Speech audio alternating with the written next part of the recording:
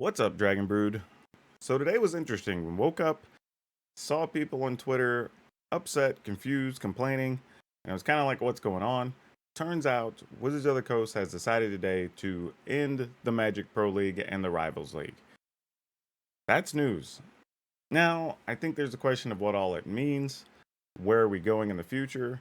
Is there going to be any organized play or top level play?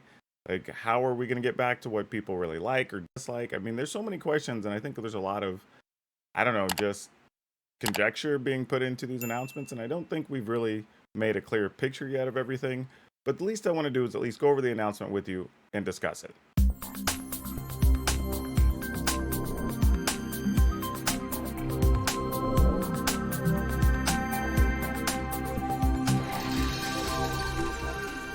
Okay, so the article is titled Esports Transitions and Getting Back to Gathering. And the feel of this is just pretty much like, hey, they started a league. They wanted to give some pro play. They had an idea for getting big events back and getting the casual play back in. And then COVID happened. And it sounds like, it's kind of like their way of saying, hey, we want to get back to paper Magic. That's what people keep asking for. They want more of the casual play. And to be honest, maybe that's the case. I don't know. But what they've outlined here, getting back to the gathering, is in-person play is important. They want to get back to doing that. Obviously, the pandemic and COVID's causing a problem. Digital play, still going to be a thing. Just one part of the big equation. They don't want it to be the main part. So I guess for everybody who was saying, well, they're just going to transition everybody to Arena, that didn't ever make sense. But hey, people believe that was the thing. They're actually not wanting to do that. And part of that probably is likely just because of the pandemic, right? They don't have any other way to deal with organized Magic right now because we're just now getting to where people can go back and visit their local game stores. They did say accessibility is important. So they said they want broader access, more local events, more command fests, more just being able to reach more players, larger audiences for more events, which is pretty sweet. I mean, that's something we can get behind, I suppose. And then they just said, hey, we need to be patient. As long as there's still the pandemic and we're breathing each other's air, it's probably bad for us to be gathering in large spots. And then flexibility is important. Just saying, hey, look, they got to be flexible as things move forward. Wait for travel to be safer before they can make hard decisions. Now, the next part, I think, is the part that a lot of people are really reading and into or whatever. But the first is that the existing set championships will still remain in place. So we're going to get 4 of those a year, where you've seen the Strixhaven Championship, the Kaldheim Championship. We're going to get those with each set. So those will still keep coming. So there's still going to be top level play to work toward, qualify for. And these are basically, I guess, now like the old Pro Tours used to be. And those will at least exist for now. There probably, I'd assume at some point, will be other events once we get back to doing paper stuff. But for now, those are what's going to be in place. And it says, well, they'll be increasing the prize pool for those. So each one of those will go up to $450,000 worth of prizes. Not sure why that's not just around 500,000. Like, Wizards send the extra 50K per event. It doesn't hurt anything.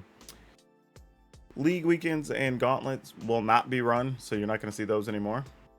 Partly because of the other part of the announcement is that this season will be the final season for Magic Pro and Rivals leagues. And doesn't really surprise me, seeing how people reacted to it, people getting relegated out of it had upset folks, but we'll talk about that more here in a second. It says players won't be competing for another league season. They'll just be competing for a place in the World Championships. And then the World Championships will feature a prize pool of $250,000. Which some of you may be saying, why is the World Championship smaller than the other events? Probably looking at it on a per player basis kind of a thing. Because if they keep the World Championships the way they have been, you're only going to get somewhere between 16 and 32 people that qualify. And if it's just a small group of people, 250,000 is actually a pretty big chunk, as opposed to having several hundred people qualified for a Strixhaven Championship. Probably set up so more people go home with more money, right? Maybe even set up where just even last place gets $1,000 or $2,000 or something I don't know. But we'll see how they decide to roll that out for people. Then it says individual event details will be shared as they move closer. Total player fees will remain unchanged. All that stuff. So basically, if you're in the leagues or whatever, you'll still finish out, get paid. Everything else is going to kind of go as it does the rest of the season. But let's talk about this a little bit more and kind of our individual feelings. I think everybody has something to process here. Altogether, this feels like a kind of a tough situation.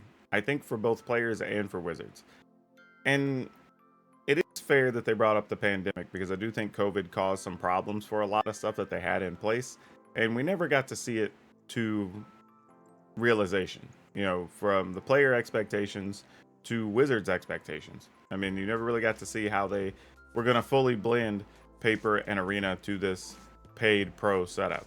The other thing, too, is it's kind of tough to have a league where people are earning the right to stay in because I think part of what drove a lot of Magic play before is that people wanted to be able to get one of those seats, right? It's about grabbing that brass ring, going from your local regional event or PTQ or whatever it is to qualify for either nationals or worlds or the pro tour, and then get a chance at being on the big stage with the big money.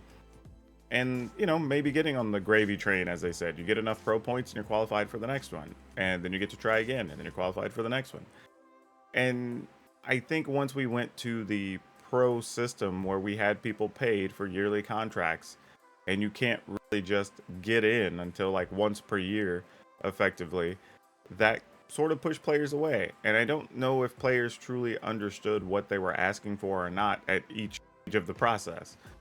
But also imagine being in Wizard shoes. I think it's a little bit tough because people are telling you like, oh, well, I don't care to watch pros as much, or I want a thing where I can have more opportunity. And if that's the case, then should they be spending the money on rivals and pros? Like, I don't know. It's a very tough discussion, but we've been talking about it a lot behind the scenes. As a matter of fact, if y'all are interested, I've been kind of dabbling in an idea and a concept for what a competitive scene could look like going forward and how it integrates the lower level to mid-level casual player if they wanted to take a shot. And I've been considering posting it on Cardsphere and on our Discord, but if you're interested, let me know in the comments. I'll get that out sooner. I'll put some time into it. But yeah, I think it's a tough thing that we're talking about here, right? Because there's always been an argument that pro play hasn't ever really driven Magic, but it at least gives us something to drive toward. It gives people decks to follow that they can build from. And it gives direct. And I think that's what makes it a little tough to try to figure out. Now, granted, I'm not giving Wizards a free pass here. Like, if you're going to tell us that, hey, look, we just had record profits for the third, fourth year in a row, like, is it really going to break the bottom line to just earmark, like, I don't know, 1 mil and pay some players in those two leagues or whatever for a year each year? Like, no, it's really not. Like, seems like a good gesture to just keep it up and do it. So there is that. Now, that being said, we also don't know what other things they have planned post-COVID. And that, I think that's kind of the issue. And I posted about this a couple days ago. It gets hard when you're talking about any major company, not just Wizards. I mean, we could be talking about Blizzard, Riot, whatever, that actually are trying to operate these major systems worldwide during a pandemic. Because everybody's getting vaccinated at different rates. Everybody's opening up their borders or not at different rates. Like, people can and can't travel. Like, there's just so many questions that keep a lot of this kind of in a weird tentative state, and we can never move it forward. So I'm sure that's part of the decision as well. Now, would I like for there to be a pro league and pro rivals, I guess?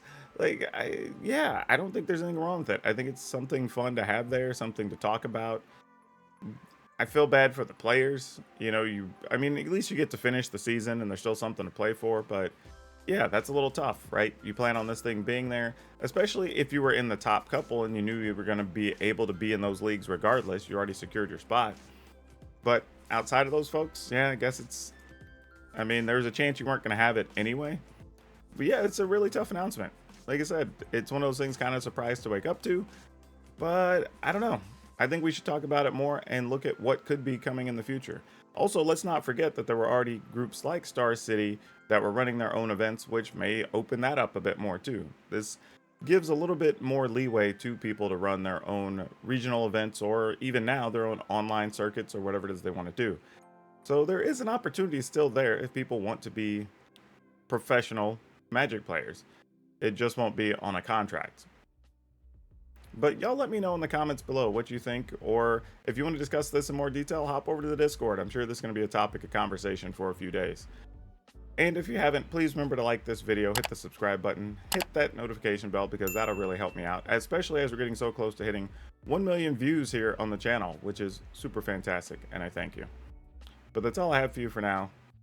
We'll see you next time.